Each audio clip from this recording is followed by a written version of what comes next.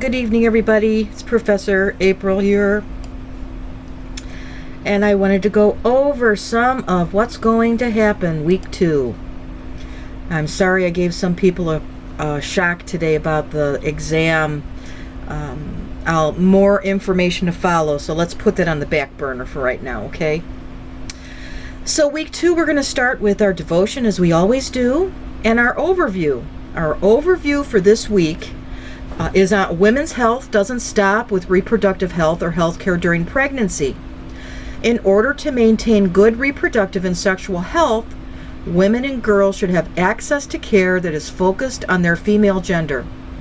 Generally, women should begin seeing a gynecologist, healthcare provider, at the age of 21, but can begin earlier if they become sexually active at an earlier age.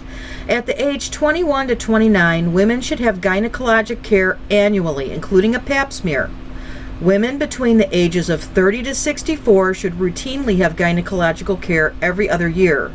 Other reasons to seek gynecologic care include the treatment for irregular periods, sexually transmitted infections, and vaginal infections. Women who are sexually active or are considering becoming sexually active and who do not wish to become pregnant should seek gynecologic care for contraception. Each exam includes a sexual history and menstrual cycle review. Physically examine the breast, genitals, and pelvic area. Understandably, a visit of this nature can cause some female discomfort. However, periodic gynecological exams are crucial to sexual and reproductive health. The patient's anxiety can be significantly decreased if she knows what to expect from the visit. If women are prepared with the knowledge of what actually occurs during an annual exam, then women often find that it can be a straightforward and rewarding experience. So that's what you're going to be focusing on this week. Our objectives, they're pretty similar from week to week. It's just that the focus changes a little bit. Your readings in Alexander and in Carcio and Secor. We have PowerPoint presentations and a pap smear video also. So this week we have an individual case study that you're going to be submitting here. So let's look at this one.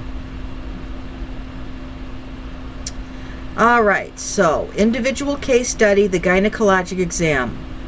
Apply knowledge learned in didactic clinical situations, review the assigned case study, answer each question, provide a substantive explanation for the answer you have selected.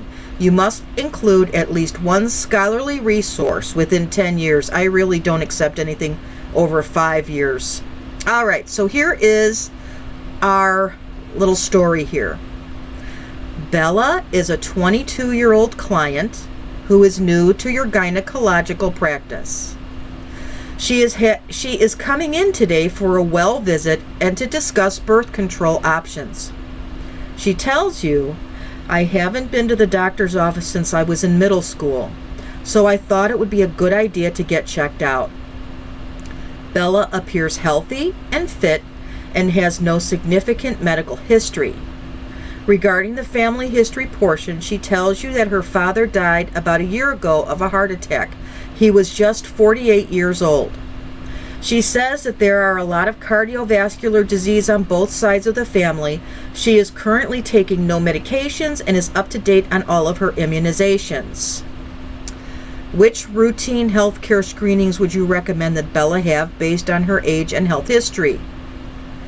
Before fitting Bella for an intrauterine device, you should perform which of the following procedures? While performing the bimanual examination on Bella, you should find her uterus and cervix are shifted to the right. You note that. What intervention should you make to address this finding? All right. And you have the rubric which helps guide you so that you can get full points for this. Now, I want to look at these appendices because I haven't been overly excited about them. One of the things that we need to get fixed on this course, I believe. Okay, and this is pretty much the same thing that we have here, so that's okay. So answer the questions, write a substantive post, and then you are